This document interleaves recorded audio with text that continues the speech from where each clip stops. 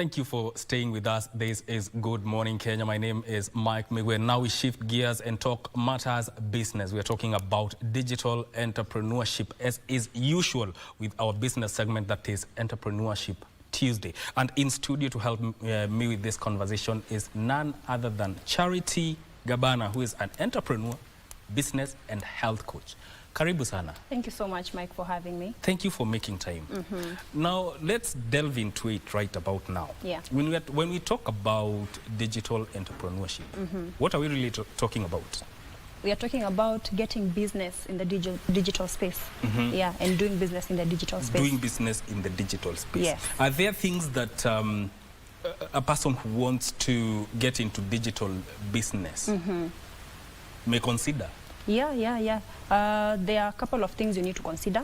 The first thing is, of course, have a product. You need to identify a product or a service that you want to get into the digital space, and then identify the target audience. Who are you targeting to buy your product or buy your service? Yes. So you just don't wake up one day and say, I'm a digital entrepreneur, I need to sell, without first... You need a plan. So it also means you need to do the normal market research, like if you're starting a normal traditional business. You Absolutely. treat it as a traditional business. Yes. You have to go through all those procedures, find out exactly what business you're going to venture into, do all the necessary research, in terms of market, in terms of your audience, in terms of where you want your product to get to, and then now identify the digital space that you want to market your product. Because the digital space is very wide. There are so many social media platforms that you can market your product. So you need to identify which one you're going to major on. Yes. Comparatively, traditional business and digital entrepreneurship, what makes the digital entrepreneurship stand out from the normal way of doing business? The normal way of doing business, obviously, you need a physical place. You need a physical place to operate from. But the digital space gives you, the ability to operate remotely. That means you can do your business from home. You can do your business from a coffee shop. So it gives you that flexibility and also gives you a bigger avenue to reach out to a bigger audience rather than just depending on the traditional way of marketing your business or getting customers. You see, the traditional way, your shop is just situated in one place. So that means you'll be serving people around that area. But when your business is on the digital space, you have an audience of millions and millions of people to get access to your product or your service. There's the aspect of trust, because if you compare the traditional business, I come to your shop, I want to buy, let's say, a computer. Yeah. We are operating on a one-on-one. You can see the product. I trust that we can talk about it and maybe talk about bargaining and all the things that are involved. But when it comes to digital entrepreneurship, how do you build that trust and maintain it? That's a very good question, Mike, because the digital space is full of very good things and also very bad things that we know of.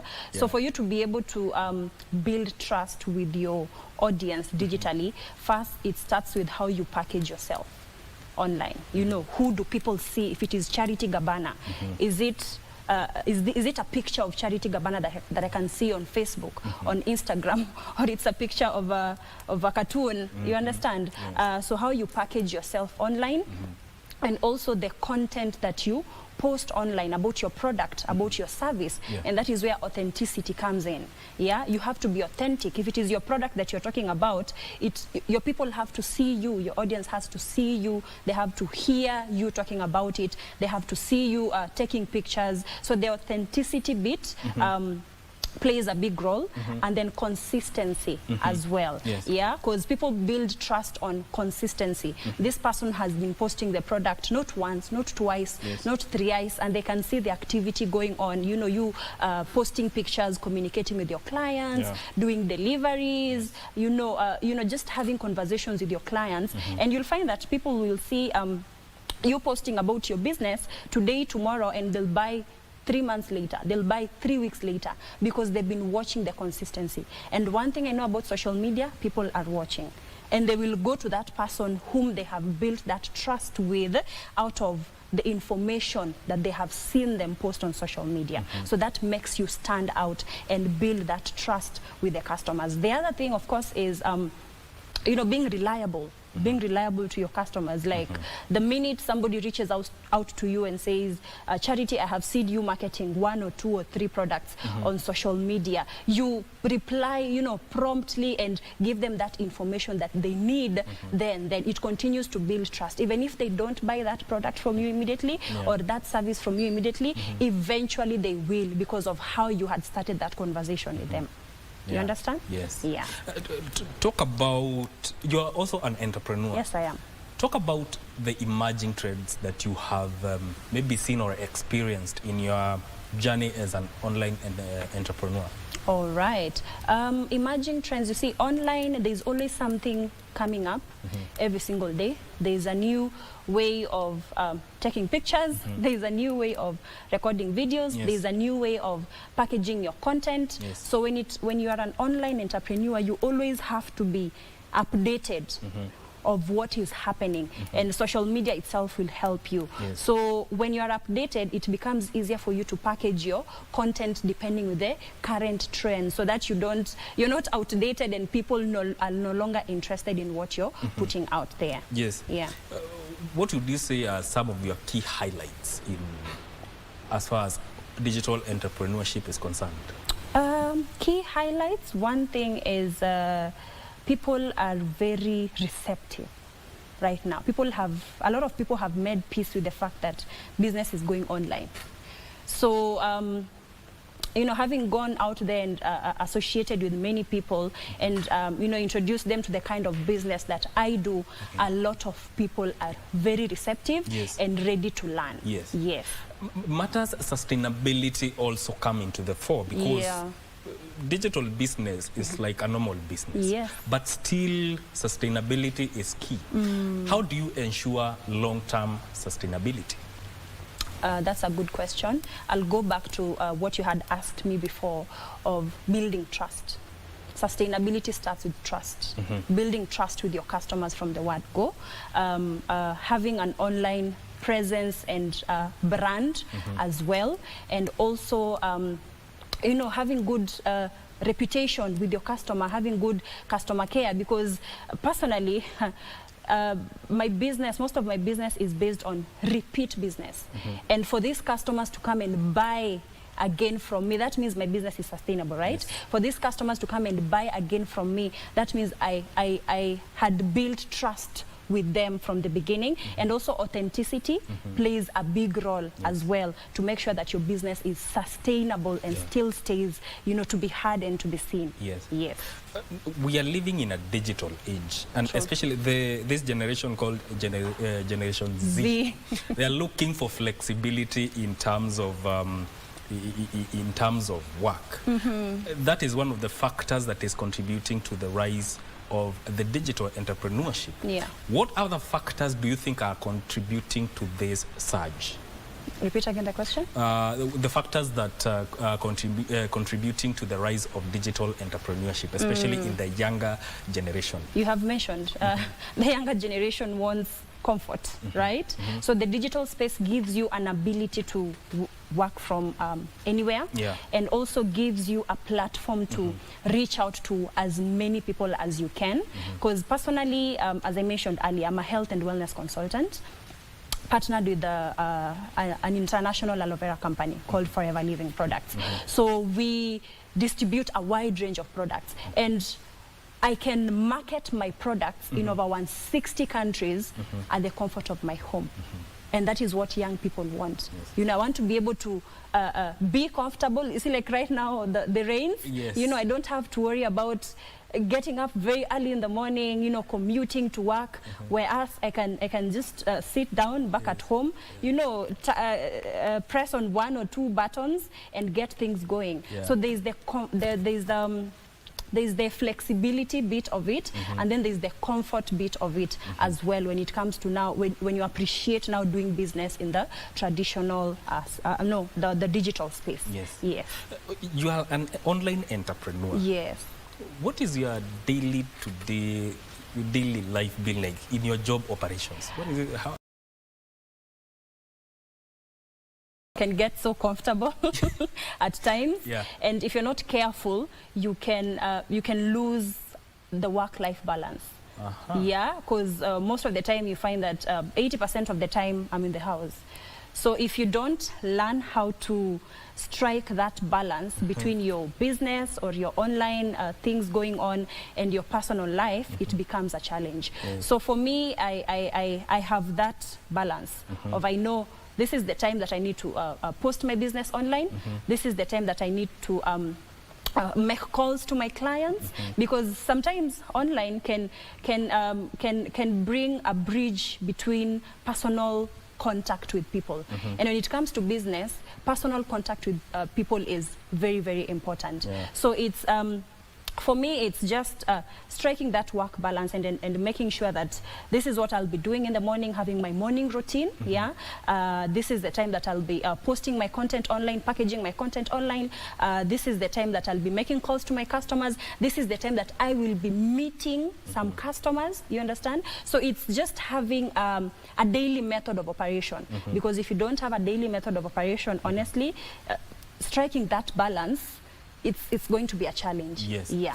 Let's talk matters licensing. Of course, businesses have to be registered. Absolutely. But now we are living in a space where almost everything is happening on the on the internet. Yeah. Does online entrepreneurship require licensing? It depends. I will not say yes, I will not say no. It depends with which business you've decided to venture in. Like I'll talk more about what I do. Like me, the business that I do, it has already been licensed to operate in Kenya. It has already been licensed in over 160 countries. So the digital platforms that I'm using to market my products, they are free. Yeah, and some of them I have to pay for them. So there's the payment bit. You have to pay, you have to spend money for you to make money.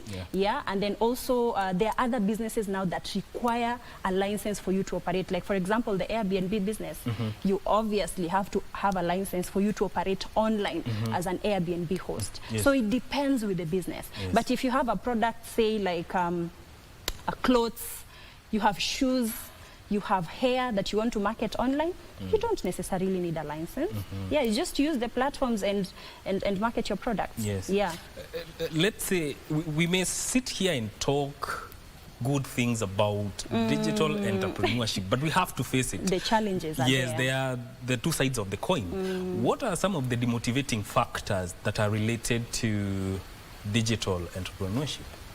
First thing first, I'd say is lack of information to a lot of people.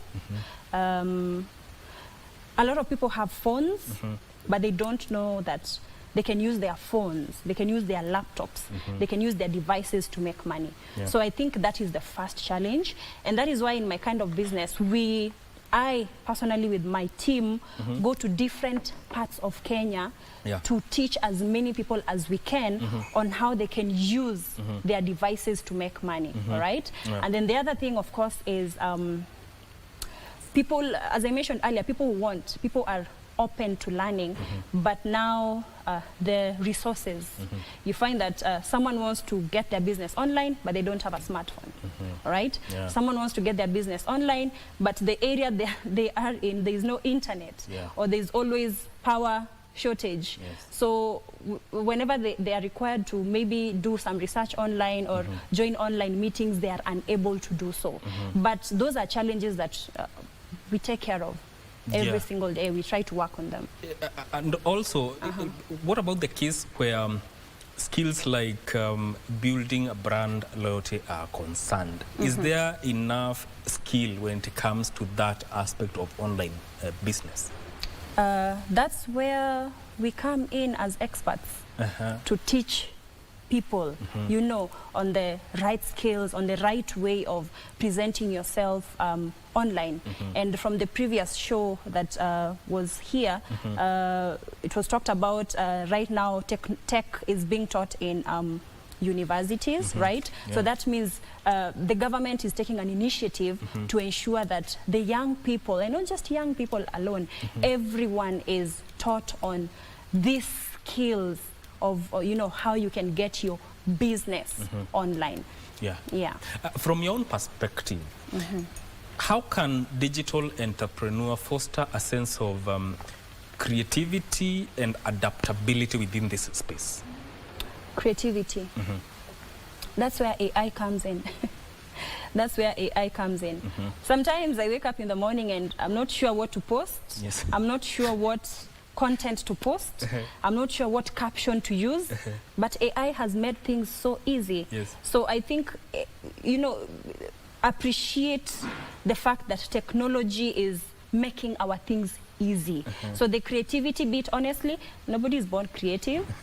Nobody's born creative. You just expose yourself to situations or spaces that make you think outside the box. Yes. By now making use of AI and also going through other people's information online. There's always a mentor. Yeah. There's always someone doing what you're doing and doing it better. Yes. So follow them, you know, follow their information and try and see what you can get from this person, and incorporate in what you're doing. And you just mentioned about mentorship, and something clicked in my mind. Are there success factors that anyone who is in online business or in digital entrepreneurship that they need to thrive in the digital ecosystem? Success factors. Yes. Number one, it's not easy. If it was easy, everyone would do it. Yeah. Right? Yeah. It's not easy, but it's simple. You don't need to complicate it. And then purpose on improving yourself every single day. Yes. Purpose on learning a new skill every single day. Yeah. Purpose on learning a new application that you can use to edit your videos, to create content. Yeah. Also, some skills you'll actually learn while you are in the game, like consistency, persistency, you know, hard work. So yes, those are some factors, but some skills you get to learn when you are in the game. In terms of scalability, because if you're doing online business, let me use you an example. Yeah. You are an online entrepreneur. Are there funding options that are available for a person who wants to scale their online business? Funding options. Yes, there are funding options. Banks give out loans. Yeah. There are credit organizations that give out loans. So, and you can always borrow from someone. Yeah, when you get a business idea and or someone introduces you to a business idea and they tell you you need 10,000, you need 20,000 Kenya shillings. Yes. People can look for money. Yeah. Yeah, it just depends with how urgent the situation is. Yes. So I wouldn't say start your business because there is a funding option. Yes. No, you have that idea, look for ways to make it happen. Even if you'll not be funded by the bank, you'll not find a way of getting that money, because I know people can do it. Well, from your experience as an online entrepreneur, does it get monotonous? Waking up and doing the same thing, business, from home? Yes. Does it get monotonous? It gets monotonous when you don't have passion for it. Yeah, when you have passion for it, it does not get monotonous. And as I mentioned earlier, strike that work balance. There is time for work. There is time for staying behind your, your laptop and your phone. There's time to hang out with your friends. There's time to hang out with your family. There's time for leisure activities. Yeah, so it's just striking that balance. And when you have passion for it, that's why I mentioned earlier that you need to identify what you're good at, and you need to identify the good or service that you're going to offer. Once you have passion for it, I don't think it gets monotonous. Yes. Yeah. How can, let's say, a person who has a normal business, traditional brick and mortar shop, how can they capitalize on social media as we come to a close and reach new customers? By being creative. By being creative, and you don't have to overthink. You know, the problem with us, why a lot of people don't execute things, is because they overthink. And when you start thinking, you find all the reasons not to do it. Yes. Okay? You don't find reasons to do it. So immediately you think of a way of getting your good or your service yes. online. Just do it. Yes. You know, use those free social media sites, because somebody will say, oh, I will need money to advertise. You don't need money to advertise. Maybe a bit of internet, yes. and bundles, yes. and you know, post your business. Someone will like it. Like, for example, you've talked about a brick and mortar person, right? Take a picture, take a video while you're doing it, post it on social media. Someone who needs bricks on wholesale might be interested by the content that you have posted, and you're likely to get a deal. You understand? Yes. So it's just executing ideas immediately they come into your head, yes. not overthinking about them. Yes. And right now, people need to embrace social media. Yes. Because if your business is not on social media right now, it is slowly being phased out of the market. So don't just say, oh, I'm a brick person, yes. I'm a mama mboga. Yes. Even if you're a mama mboga, yeah. take a picture while you're doing, you just never know. Put yourself out there. Put yourself out there, let people see you, let people hear you, be seen and be heard. Because you never know opportunities that will come by as you're doing what you're doing that you think maybe is boring. Yes. You understand? In 30 seconds, yeah. how can one join your company? And I want you to give your parting shots. Okay. Yes. My business is on the digital space, right? I am seen and heard on the digital space. Yeah. So my name is Charity Gabana, on all social media platforms, yeah. Facebook, Instagram, TikTok right now, which is quite fun. Yes. And people are making a lot of money on TikTok and YouTube as well. So reach out to me on the social media platforms. And joining my business is absolutely free. And mentorship and coaching is assured, as long as you are self-driven and you have a goal, because having a goal is very important. Because I can show you the business opportunity, but if you don't have a goal, you don't have something specific you want to achieve, it becomes a challenge. Yes. So yeah, reach out to me on my social media platforms, and yeah, I'll be able to mentor you and coach you through how to join in as a distributor and in Forever Living products, and also build a digital space for your brand, for your products in the online space. Yes. Yes. Your final word. 2 seconds. Final word. Final word. Yes. Just do it. I'll use the Nike tagline. Yes. Just do it. Yes. If you have that business idea, just do it. Get it online. If you have your social media platforms, just use them. Use them to make money. Because on a daily basis, we scroll down on social media, but we don't get paid. We get other people paid. Yes. So how about that time that you spend on your phone, laughing and seeing all those things that make us happy? How about you spend that time and get your business online and get paid? So from me to you is just do it. Thank you. Yes. Thank you. Thank you. Charity Gabana speaking to us there on matters digital entrepreneurship, and I hope that you have learned a thing or 10 about it and you're going to act accordingly. My name is Mike Migwe, and this is where we wrap up Matters This Conversation. Don't go too far. Vivian Wandegwa is coming back with more.